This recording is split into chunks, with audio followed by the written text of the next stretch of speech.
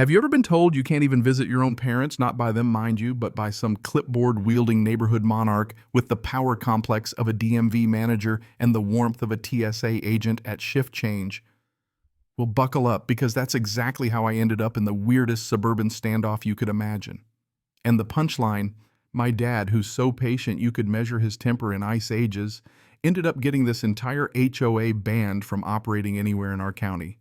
I mean, if you've ever had a run-in with a homeowners association that made you question your faith in democracy or just basic decency, drop a comment, because this story is about to make you feel a whole lot better about your nosy neighbor. So here's how it started. My folks Bob and Eleanor Henderson decided to downsize. They found this cute little house in a subdivision called Creekside Meadows. Despite the country club name, it was just your typical suburbia cookie-cutter lawns, matching mailboxes, the whole Stepford vibe. Nothing on the listings, nothing from the realtor, and nothing in the paperwork said a word about 55-plus community. My parents are in their early 60s, still active, not looking for an old folks' home, just something manageable. I live about an hour away, so I was psyched they'd be closer, and I figured I could swing by more often for Sunday dinners or a quick cup of coffee. For a while, it was perfect. They settled in, met some friendly neighbors, started living the low-maintenance life, and I even came over a couple times to help them set up the TV and hang pictures. No drama, no warnings, no sign of suburban warfare on the horizon. Then came the welcome packet. 3 months after they moved in, a manila envelope stuffed with rules and threats landed in their mailbox, addressed simply to new residents. Inside, the HOA covenant for Creekside Meadows, which read like it had been written by someone who failed the bar exam but passed the control freak test with flying colors. The welcome letter was from the HOA president, Agnes Periwinkle. Even the name sounds like something out of a children's book, but Agnes was anything but sweet. The letter was a masterpiece of passive aggression, making it clear that keeping up community standards was her personal holy war.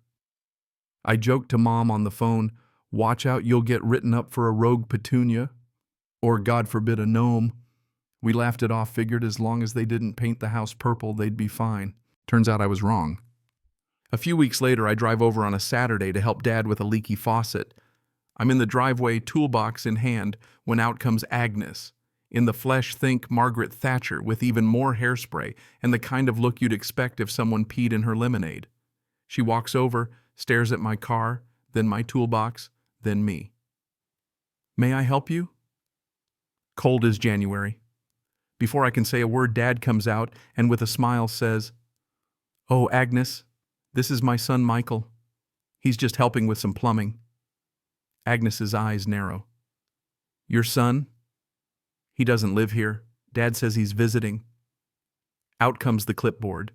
She starts quoting chapter and verse, Article 7, Section B, whatever, saying Creekside Meadows is a designated 55 and older community, and that while short-term visits are okay, extended stays or frequent visitations that emulate residency by individuals under 55 are strictly monitored. I'm standing there like, are you kidding me? Dad, retired judge, not one to lose his cool, just says, "He's here for a few hours, Agnes." She smiles tight like she's just bitten into a lemon. "The rules are the rules, Mr. Henderson." Then she turns her laser gaze on me. "And for future reference, all contractor vehicles," her eyes flick to my toolbox, "should be parked on the street, not in driveways." I'm not a contractor, but apparently that didn't matter. The air was thick with awkward.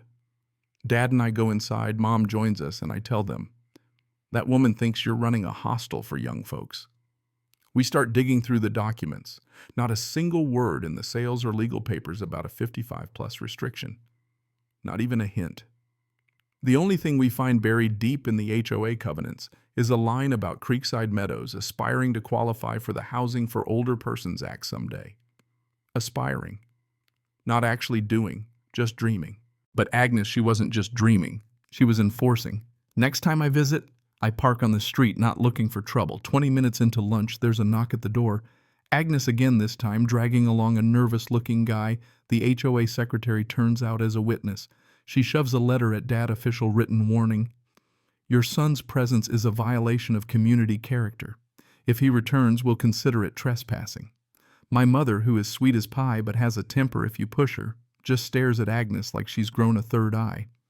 Dad, still calm but jaw tight, says, "Agnes, you're way out of line." She launches into this whole thing about private roads and the right to protect the integrity of the community. I swear I could hear the theme from Law and Order in my head. Now, this wasn't just annoying, it was personal.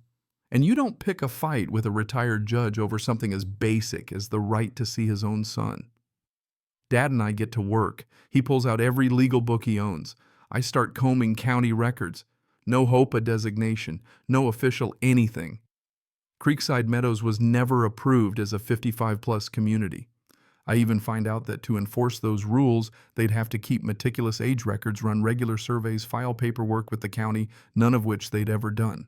The so-called rule Agnes was swinging around was as legitimate as a Monopoly card. Meanwhile, Mom starts chatting up the neighbors. Turns out almost everyone's got a story about Agnes. People fined for Christmas lights being up too long, for having the wrong color garden hose, even for laughing too loud on their own patio. One couple who inherited their house in their 40s got threatened with suitability warnings. The common thread, Agnes and her band of clipboard crusaders running the place like a tiny dictatorship. Armed with all this, Dad brings in his old lawyer friend, Ms. Albright, a woman who could make a pit bull nervous. She drafts a letter polite, but so legally tight you could bounce a quarter off it. Lays out the facts: no HOPA registration, no authority to enforce age-based rules, and that the whole ban against me is not just overreach, it's illegal. Sends copies to every board member, not just Agnes. 14 days to comply or we take it to the county. Agnes's response: basically a masterclass in denial and arrogance. She claims the covenants show their intent and that the HOA will defend its rights vigorously. She even accuses my family of disrupting the community and says my ban stands. Yeah, she went there. Which just proved our point. So we go nuclear, the real kind, the legal kind. File a formal complaint with the county commission, attach every bit of evidence, and request a hearing. Now let me tell you, if you want to see a wannabe dictator sweat, have them summoned before a panel of elected officials and lawyers. At the hearing, our lawyer lays it all out. No legal standing, no proper surveys, no county recognition, no right to enforce age restrictions. Agnes tries to defend herself, calls my parents disruptive, waves her copy of the covenants like it's the Constitution. But when pressed, she can't produce a single piece of paperwork showing they're actually certified as a 55-plus community. Even her own secretary caves under questioning, admits Agnes handled everything and he never saw any certification. That was it. The county issues a cease and desist. No more age-based rules, no more bans, no more Agnes running the show with a gavel made of thin air. The county attorney starts digging deeper, finds out the HOA was using funds for personal vendettas, overpaying Agnes's nephew for landscaping and basically keeping the whole place running like a high school clique with a slush fund. The commission orders new elections supervised by a third party. Agnes and her cronies are out. A county-appointed receiver takes over, cleans up the books, rewrites the rules, makes sure nothing like this happens again. And Agnes, she faded into the wallpaper, her power suit and clipboard, useless, eventually putting her house up for sale and disappearing.